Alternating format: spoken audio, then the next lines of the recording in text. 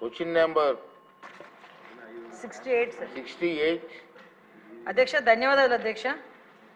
ఎందుకంటే ఈ క్వశ్చన్కి అంటే క్వశ్చన్ వేసిన వాళ్ళు లేకపోయినప్పటికీ కూడా ఈ క్వశ్చన్కి సంబంధించిన వివరాలు సభలోని ప్రజలకి తెలియజేయవలసిన అవసరం ఉంది కాబట్టి ప్రత్యేకంగా తమని రిక్వెస్ట్ చేసుకోవడం జరిగింది అధ్యక్ష. అవకాశం ఇచ్చినందుకు ప్రత్యేకంగా మీకు ధన్యవాదాలు తెలియజేసుకుంటున్నా. ఎందుకంటే పరిస్థితి ఏంటంటే ఇప్పుడు వైఎస్ఆర్సీపీ పార్టీ వాళ్ళు సానుభూతి పనుల మీద దాడులు జరుగుతున్న విషయం వాస్తవమేనా అని చెప్పి వాళ్ళే క్వశ్చన్ అడిగి ఈరోజు వాళ్ళే ఈ క్వశ్చన్కి సమాధానం తీసుకోవడానికి రాలేకపోవడం అన్నది చూస్తూ ఉంటే అక్కడే వాళ్ళ తాలూకా డొల్లతనం అనేది చాలా క్లియర్గా కనిపిస్తుంది అధ్యక్ష. ఎందుకంటే అధ్యక్ష ఉత్తరాంధ్రలోని ఒక సామెత ఉంటుంది అధ్యక్ష, అది ఇక్కడ చెప్పొచ్చో చెప్పకూడదో తెలియదు కానీ తప్పు అయితే క్షమించండి, తప్పు అయితే రికార్డులను తొలగించండి, తప్పు కాకపోతే మాత్రం ఉంచండి అధ్యక్ష. మొగుడిని కొట్టి మొగసాలు ఎక్కిందట ఇలా మాట్లాడతారు అధ్యక్ష ఉత్తరాంధ్రలోని కూడా. ఎందుకంటే కొట్టేసి ఎక్కడ దాక్కుంటారనమాట.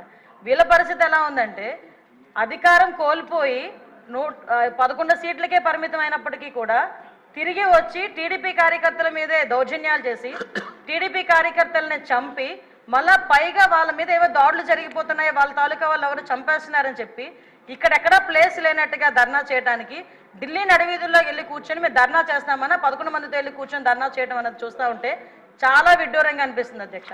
ఎందుకంటే ఈ మాట చెప్తున్నాను అధ్యక్ష, లాస్ట్ 5 సంవత్సరాలు అంటే మొన్న గవర్నమెంట్ వచ్చింది అతను టీడీపీ ఎన్డీఏ కూటమి వచ్చిన తర్వాత నుంచి ఈ రోజు వరకు పొలిటికల్ హత్యల్లో ఒక 4 హత్యలు జరిగితే ఆ 4 హత్యల్లో ముగ్గురిని తెలుగుదేశం పార్టీ కార్యకర్తలనే చంపేసిన పరిస్థితి కూడా మనందరికీ కూడా తెలుసు అధ్యక్ష.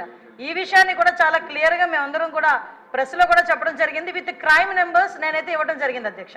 ఇవన్నీ పక్కన పెడితే ఇప్పటికీ కూడా చాలా మంది తెలుగుదేశం పార్టీ కార్యకర్తల మీద వైఎస్ఆర్సీపీ నాయకులు సోషల్ మీడియాలో దాడి చేస్తున్నారు, వ్యక్తిగతంగా దాడులు చేస్తున్నారు, వాళ్ళ ఆస్తుల మీద దాడులు చేస్తున్నారు.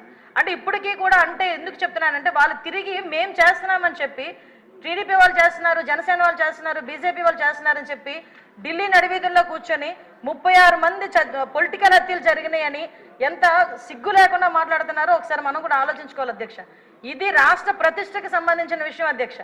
ఈరోజు 45 రోజుల్లోని ఒక ప్రతిపక్ష హోదా కూడా లేని ఒక ఎమ్మెల్యే, ఒక ప్రతిపక్ష సంబంధించిన ఎమ్మెల్యే ఢిల్లీ దగ్గరికి వెళ్ళి 36 హత్యలు రాజకీయ హత్యలు జరిగినాయి అంటే ఢిల్లీ మీడియా అడిగింది 36 మంది పేర్లు ఉన్నాయని అడిగితే కనీసం పేర్లు కూడా చెప్పడానికి ఇష్టపడక పేర్లు లేవు కాబట్టి చెప్పలేక పక్కకి వెళ్ళిపోయే పరిస్థితి.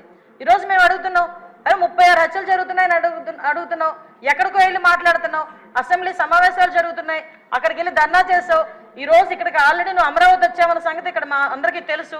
ఈ రోజు వచ్చి అసెంబ్లీలో కూర్చొని ఆ 36 మంది వివరాలు ఇచ్చే దమ్ము లేదా నీకు? ఈరోజు ఆ 36 మంది వివరాలు మాకు ఇచ్చి దాని మీద ఎంక్వైరీ చేయించుకునే దమ్ము లేదా నీకు? ఈరోజు అసెంబ్లీ సాక్షిగా అడగాల్సిన వాటిని పక్కన పెట్టుకొని ఎక్కడో ఢిల్లీలోకి వెళ్ళి రాష్ట్ర ప్రతిష్టను దెబ్బతీసే విధంగా రాష్ట్రం మీద రక్తమరకలు అంటినట్టుగా వాటన్నిటికీ కూడా ఫోటో ఎగ్జిబిషన్ ఒకటి పెట్టి దాన్ని చాలా ఏమార్చి అక్కడ వాళ్ళని ఏదో రకంగా పెట్టుబడులు రాకుండా పరిశ్రమలు రాకుండా అడ్డుకోవడానికి ఒక కుట్రపూరితమైన వాతావరణాన్ని సృష్టించడానికి మాత్రమే చేస్తున్నాడు అధ్యక్ష. ఇతగారి తాలూకా నైజం కూడా చెప్పాలి అధ్యక్ష. అధికారంలోకి వచ్చిన తర్వాత 2024 అధికారంలోకి వచ్చింది అధ్యక్ష. ఎంత దారుణం అంటే అమరావతికి బస్సు యాత్రకి సాక్షాత్తు 14 సంవత్సరాలు ముఖ్యమంత్రి చేసిన చంద్రబాబు నాయుడు గారు బస్సు యాత్రకి వెళ్తే ఆ బస్సు మీద రాళ్ళు రువ్వితే అధ్యక్ష అప్పుడున్న సాక్షాత్తు డీజీపీ గౌతమ్ సవాంగ్ గారు భావ స్వేచ్ఛ ప్రకటన మాట్లాడిన సందర్భాన్ని కూడా ఈరోజు గుర్తు చేయాలి అధ్యక్ష. ఎందుకంటే ఆ రోజు శాంతి భద్రతలు ఎలా ఉన్నాయి, ఈ రోజు శాంతి భద్రతలు ఎలా ఉన్నాయి కంపేర్ చేయడానికి మీరు నాకు 5 నిమిషాలు టైం ఇవ్వాలి. ఎందుకంటే ఇది రాష్ట్ర ప్రతిష్టకు సంబంధించిన విషయం. ఆ రోజు